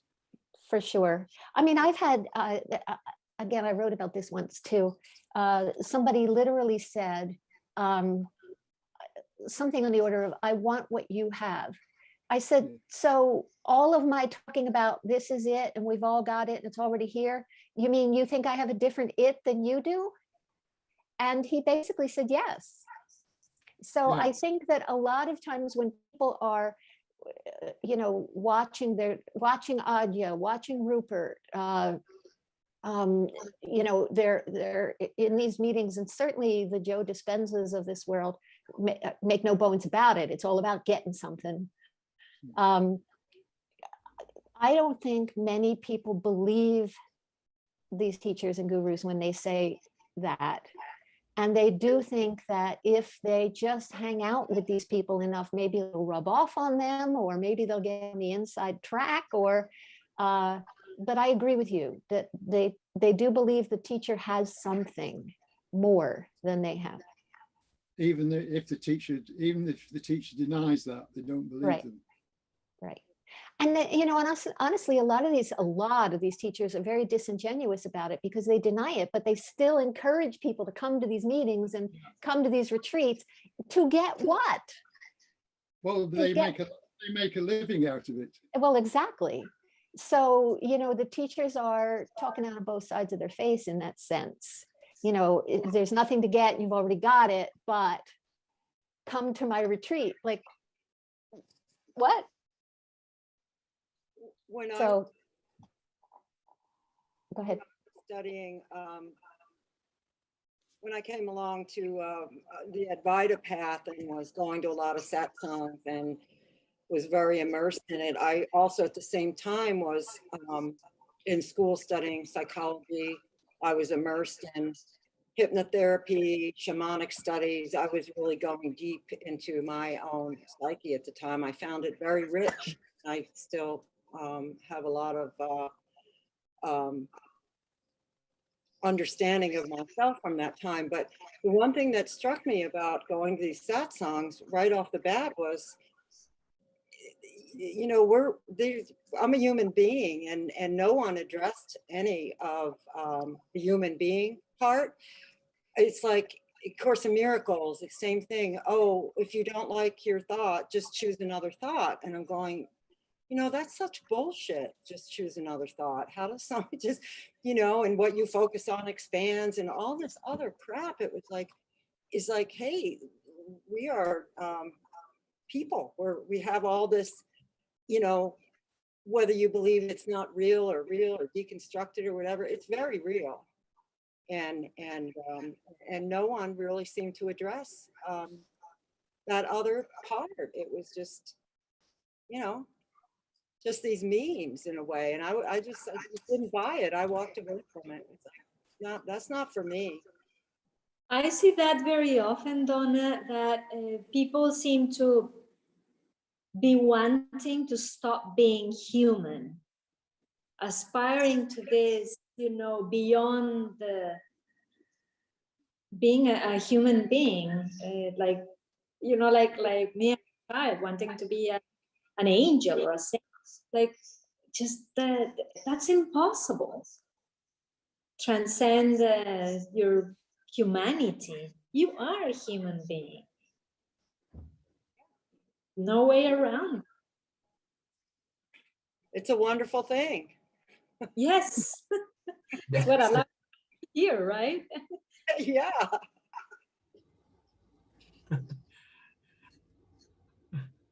But so many of these paths, people just jump on it, I think, because it just, like Judy said, it is a way to put everything in a little neat package. You go, oh, I'll just go with that.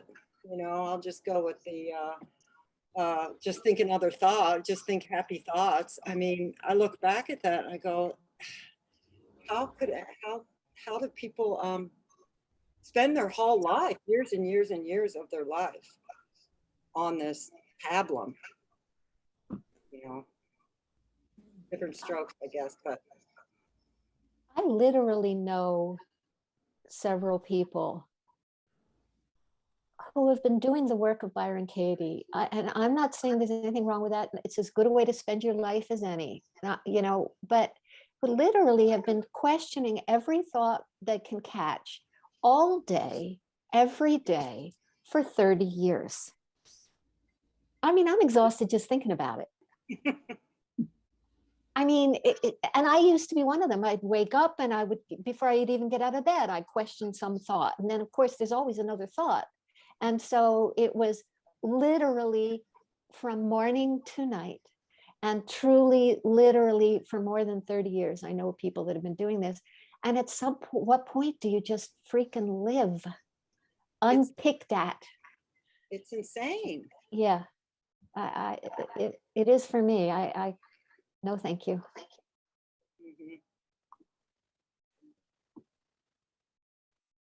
And it's not as if you're going to get the human cleaned up and perfect if only you get to all the thoughts, or clean up all the insides, or all the inner patterns, or whatever language works for you. It's not as if when you do all that, you're going to get to where you're done. Humans are flawed. Humans are messy. Humans are crabby, weird, pocked, aggravating, lunatic. We're crazy. When are you going to be done with that? At some point, it would seem easier to just take what you get. This is it. Crazy lunatic me. I mean, at the level we're talking here, right? This personality, this is, hello. I'm gonna have to go pretty soon. So if I might throw my piece in here, and that is, thank you very much for letting me come and talk and be part of this. I've enjoyed it immensely. And yeah, I love it. So I'll be back and do it some more, and I'm quite looking forward to it. Thank you very much, Robert, for creating this space. It's great having you here, Dennis. Thanks for getting up so early. Yeah. Okay, well, I'll see you again soon, and my very best to all of you. Thank you. Thank you. Great to meet you. Bye. Bye. I am starting to run out of steam too, Robert. I've been sick for the last 2 weeks, and I'm not sure how much more I've got in me.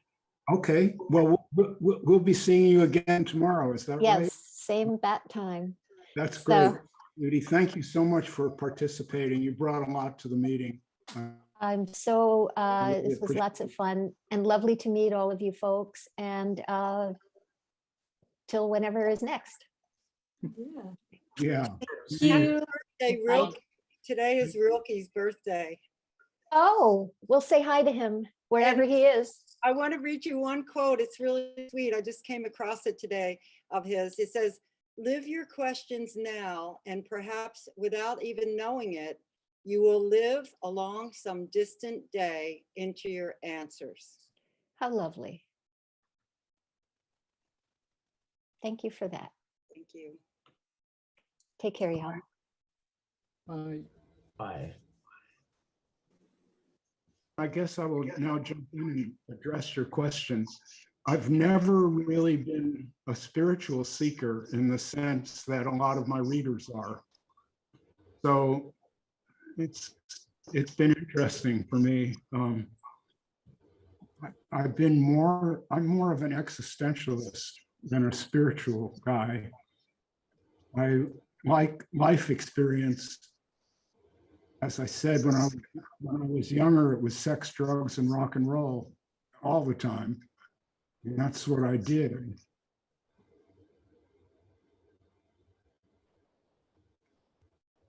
And moved onward into family life and all the rest of it. And that's really been the main thing. Except what I was telling you before is I ran into someone, another photographer. I was going to spin that story out in detail, but I won't. But he and I started hanging out. He was an older guy and actually one of the great photographers of the 20th century, it turns out, famous guy. And he started to work with me on darkroom technique and stuff like that.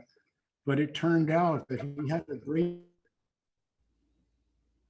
knowledge about George Gurdjieff, who was a famous spiritual teacher from the early 20th century, mid 20th century. and began to impart some of these ideas to me. And the ideas kind of took root in me. The main idea that we are automatic in our behavior. If someone says, "You're an idiot," I'll immediately say, "No, you're the idiot." You see, and there won't even be an interval where I'm considering what was said or whether that person is an idiot or not. This will just be an automatic response.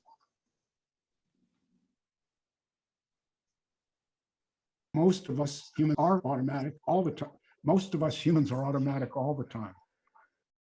And the idea of pointing this out was to try to find a myself that is not automatic. And I worked on that for several years. Then one day I was just sitting there in my old pickup truck, looking out at this beautiful natural scene. Is this being heard? Yes. Yeah, yeah.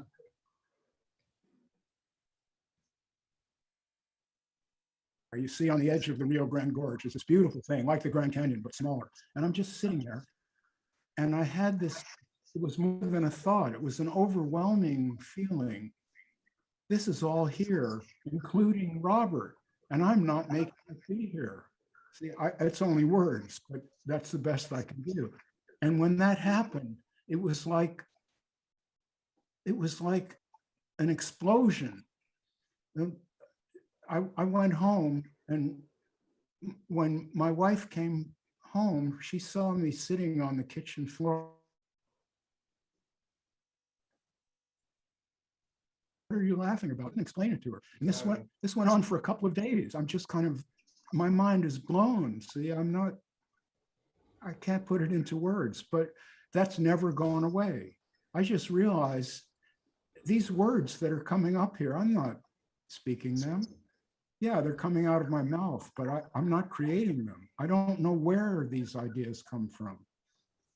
So that's, for me, I guess that's as close to any spirituality as I can come. I certainly don't believe that some guru can fix you, or that there's a God.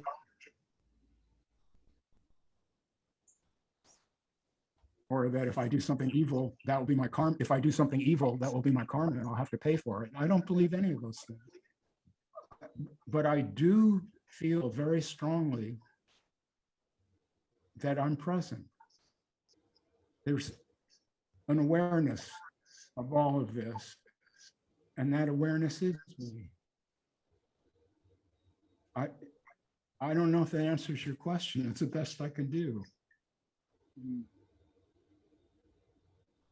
So in a way, I've really confounded a lot of people in life, because all these people who are kind of attracted to me because they see that I have this kind of freedom and joy, which is what they want. But when they ask me about it, the things I say seem to put the neg on all this seeking that they've been doing. So there's like a tension arc that gets set up. And I dealt with that for a few years, but I think that's pretty much over now. I wrote these 2 books. I don't think I'll be writing a third. And so I can just be happy now. But I think what was unusual about your experience is that some people have these experiences, and if they're in a spiritual tradition, they want to surround it by all these contexts and consciousness and God, and that detracts from what the simplicity of it all. Well, I think it does, Stephen, but part of the reason for that is that something is lost when you have this experience. And it's something that's very dear to a lot of people. They want to be proud of themselves or think you're not a good person anymore, and you have no source of pride or shame or blame. You're just here. See, and a lot of people they feel that as a loss. Yeah. Like, okay, I'm the author of 2 books, but I don't feel that I wrote those books. The books they're in the world. I typed them out, yes, and Elena and I worked for hours editing my writing and all of that, but all that just happened. It's not like Robert is this great writer. It's not like that, see, and it's very hard to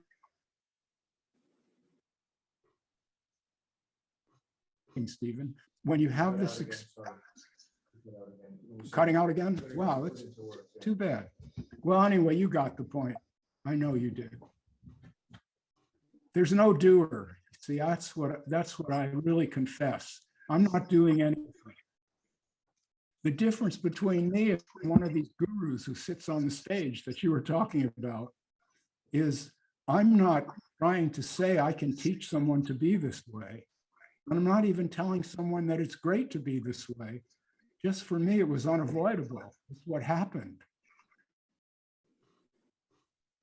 It happened, and freedom in it. And there's also a sense of loss. And they go together.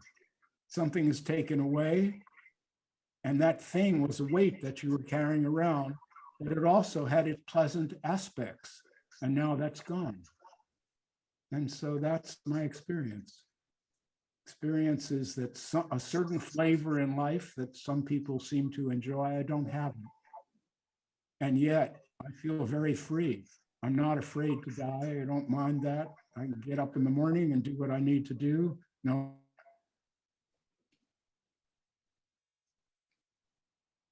And I'm not judging myself. So that's all to the good.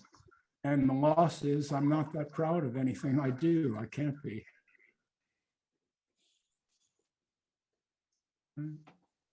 That's about it. We're right now at the 2 hour mark. So we've had a couple of people leave. Maybe the meeting is winding down and we should end it, or if there's a reason to continue, I'm happy to do that.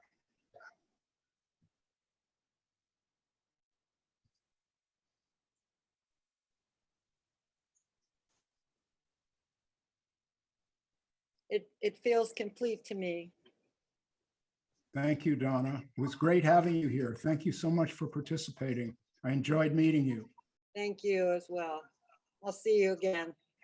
Okay, take care. Thank you. Thank Yes, you. Nice meeting everyone. and it feels rounded out. That's really great. Good start. Okay, for those who are watching this on the live stream, we have meeting number 2 coming up later today, 7 p.m. New York time. So feel free to tune in on that. Oh, I see Carson Boyd just asked that. The meeting begins at 7 p.m. New York time. And Sterling Dottie said, thanks for this. And it was nice having you here, Sterling. Looking at the rest of them. Being proud is overrated, Leo Carbaugh said. Yes, you're right. It certainly is. If you're proud, the next thing is you feel shame. They go together. They're the two sides of the same coin. Just like expectation and disappointment. Yeah. I love you all very much. Thank you for being here. Thank you. And I'm going to bring the meeting to an end now. Thank you, everybody. Recording stopped. Bye, everyone. See you. See you. See you. And